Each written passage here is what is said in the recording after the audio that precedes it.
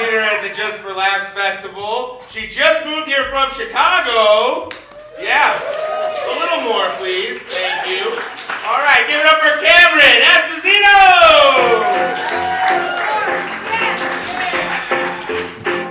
Oh my God, thank you.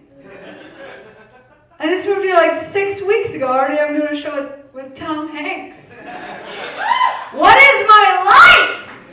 It's pretty good.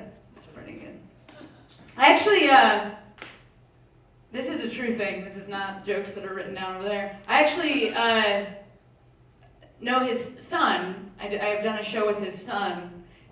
It's uncouth, it turns out, the moment somebody who is the son of he followed me on Twitter, and I immediately tweeted back at him, "Oh, hello, Colin Hanks, but how is your father?" And you shouldn't actually, but I was on the plane on the way here, so I didn't know yet how Hollywood worked, sir. And then I made a mistake. It's okay, he's a nice guy, he didn't hold it against me. I just want to talk dads, you know what I mean? I want to be like, your dad's into whatever, my dad's into golf, he's a tiny Italian man who cries all the time. Like, I wanted to talk dads. I love talking dads, my dad is the weirdest and the best. Oh man, that man is, does anyone have a dad who loves their mom? Clap if you have that kind of a dad. It's like a weird alternative, like every time he calls me, it's always like, "Hello, Cameron, I love your mother." Like, that's the first thing he says, which is, like, aggressive. It's adorable. And then he tells me that he's the proudest that he's ever been of anybody, even including himself, of me. And then I have to carry that mantle and go and tell jokes to strangers. It's tough, you know what I mean?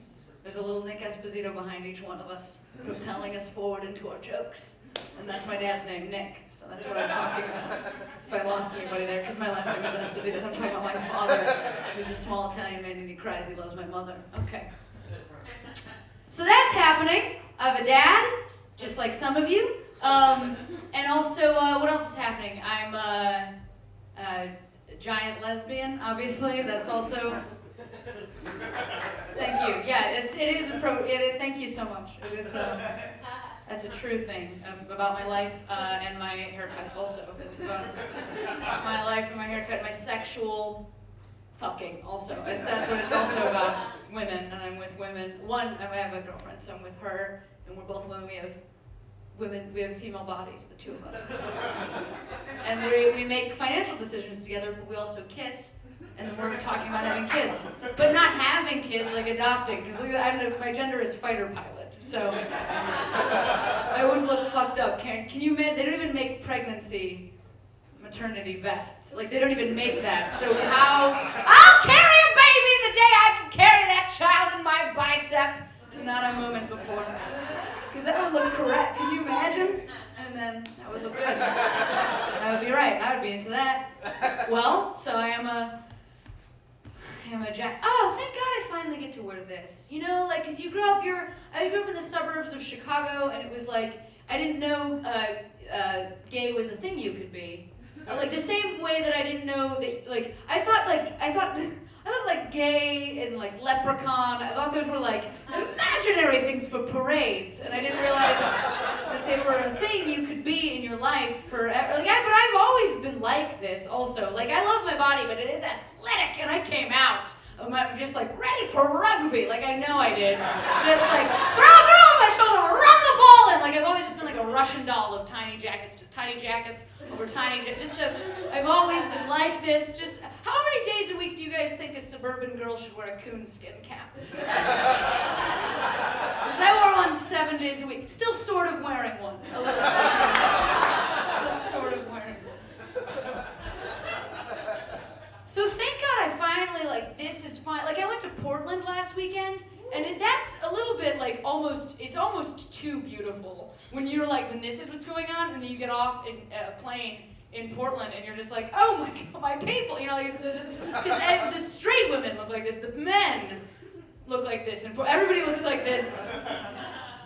So it's great I get to finally be, because, like, Halloween, I've been thinking recently about, like, it's weird to be a little gay kid when you don't even know that that's what because, like, Halloween comes around, you just always want to be Charlie Chaplin. I don't know, I was Charlie Chaplin for, like, a bunch of years,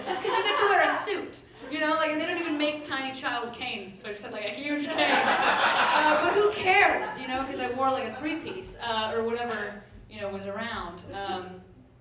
And so it is like it's glorious to be this person, to be my age, an adult. You can make your own choices. You can move to Los Angeles if you want to. You can make your dreams come true. If you desire, you can rent an apartment in Los Feliz or however the fuck I want to say it. How about that? Because I live there, so I can say it however I want. And I have an apartment there, and that's fantastic. Because my last apartment in Chicago, I lived in like an artistic, up-and-coming neighborhood. So obviously I was robbed in my apartment, and that happened on a day I was out when I was robbed. And my apartment was so messy that day. I got home, I didn't realize I had been robbed until 45 minutes later. So it was like an amazing experience. I actually when I started to notice things were missing, I looked underneath my bed, like my now sentient laptop would be like, surprise! I have hidden myself, and I'd be like, ah, and he'd be like, I have all your bank information. I'd be like, I have your power cord. It'd be a real face-off, like a man versus machine, sort of wouldn't that be the most boring Terminator movie also, if it was just laptops? Like just sentient laptops with no legs, just sitting there. We've taken over. Smash them! Okay, lost you on the Terminator reference, don't care. 'Cause I love those movies, those are my favorite movies, and you guys can all... Yes! I knew you were my guy! I felt it when I came out, I was like, this is my guy, and then he was! Which one do you like? Which do you have a favorite? Dude, I watched the first one like 30 times when I was like a little kid. Yes, and you should watch it 30 more times now as an adult, because you'll like it. Use it as a reward. You know what I mean? Don't get too into it. Like after a good day's work, Terminator. Put it in then. You know what? I like that you said because a lot of people will be like, oh, you're into Terminator, so you must mean like Terminator 2. And to that I always say, oh, sure, yeah, that'd be my choice if I was a really obvious person impressed by groundbreaking facial morphing technology there before only used in Michael Jackson's black and white video. But I'm not that kind of a person. Because actually, my favorite Terminator, believe it or not, is Terminator 3. Not oft-seen! Not oft-seen! Allow me to defend it! Naysayer! It's good. It may or may not be good. Who gives a shit? Here is my point about this movie. The Terminator in this film, it is a female Terminator, so you know I'm on board. She wears a leather outfit. I don't like her for... It's not like I'm not... Here's why I like her. She is pulled over by the police as a Terminator. And she makes a decision in that one, just in a second. She decides to grow her breasts and sexy herself out of a speeding ticket. I like that she's a lady with a broad range of skills. She doesn't just have to hunt you slowly through a warehouse. Like she's got a buffet and she can pick her choose out of it. It doesn't have to be with violence. But it can be also. That's how the movie ends. It's a little violent at the end. Well, you guys are great. That's the rest of the show is going to happen now. But I'm Cameron Esposito. Please enjoy your nights. And thank you so much.